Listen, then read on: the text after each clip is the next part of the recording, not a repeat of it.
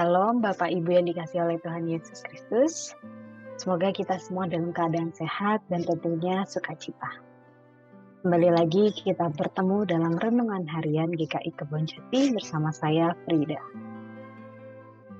Bapak dan Ibu sekalian, renungan kita kali ini berjudul Belajar Bijak Tetapi Bukan Malaikat, yang diinspirasi dari buku seri Selamat Pendetaan dari Ismail, Selamat Berhikmat.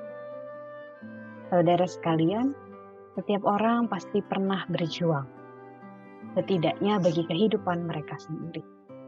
Ketika seseorang terlahir ke dunia, mereka akan berjuang demi kehidupan, kecuali mereka memiliki kondisi khusus yang membuat mereka tidak bisa berjuang kala itu. Sejak kecil kita berjuang, dan bisa dikatakan kita akan berusaha memberikan yang terbaik bagi kita sendiri.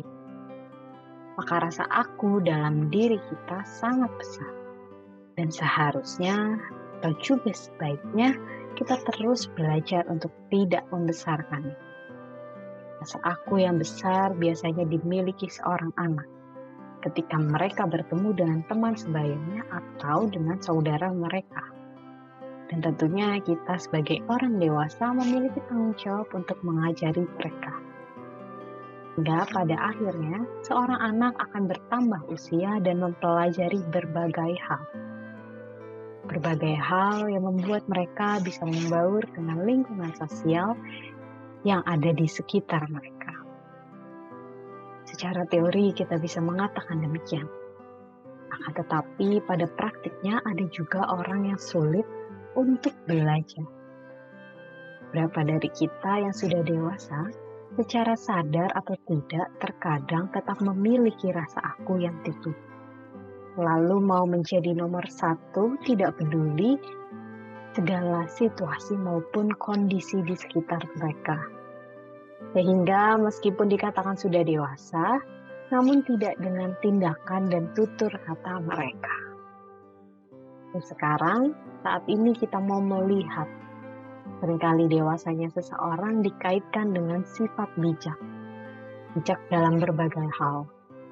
Tetapi seringkali kita terkecoh dengan keakuan kita yang besar.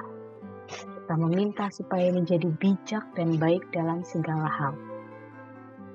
Menjadi sosok yang sempurna bak malaikat. Menurut pendetaan dari Ismail dalam bukunya, beliau mengatakan, apakah kita mau menjadi seperti malaikat? Kalau kita menjadi malaikat akan sulit. Malaikat tidak makan, atau malaikat tidak bisa memasak. Alkitab tidak pernah menuliskan semua hal tersebut, bukan? Lalu bagaimana kita akan hidup? Jadi baik memang bagus, namun kita perlu melihat kapasitas kemampuan kita sendiri. Menjalani kehidupan yang memerlukan pembelajaran untuk kedewasaan bukanlah hal yang mudah. Dalam menjalaninya kita perlu kebijaksanaan. Dari itu kita juga perlu belajar untuk meminta kebijaksanaan dan pengertian layaknya atau seperti Salomo. Salomo adalah raja yang besar. Kebesarannya tidak membuat dia memiliki rasa aku yang besar. Salomo meminta secukupnya yang dia perlukan kepada Tuhan.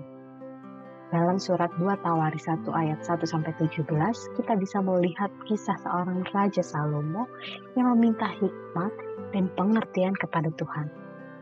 Dalam ayatnya yang ke-7, Tuhan mengatakan, mintalah apa yang hendak kuberikan kepadamu. Salomo adalah orang yang besar, tidak meminta untuk menjadi orang yang lebih besar lagi. Tapi dia meminta hikmat dan pengertian. Kalau menjadi raja yang baik, adil dan tentu saja besar. Permintaan Salomo adalah permintaan yang bijak. Belajar dari Salomo dalam kehidupan, banyak hal yang ditawarkan, bahkan tawarannya sangat menggiurkan. Akan tetapi saat ini kita diajak untuk mengambil pilihan yang bijak, yang pada akhirnya baik bagi kita tidak terkecuali usianya. Belajar tidak mengenal usia. Selamat belajar untuk berkembang dan mengambil pilihan yang bijak. Tuhan Yesus memberkati. Amin. Selamat kembali beraktivitas atau selamat beristirahat. Tuhan Yesus memberkati. Sampai bertemu di renungan harian Kebun Jati di lain hari.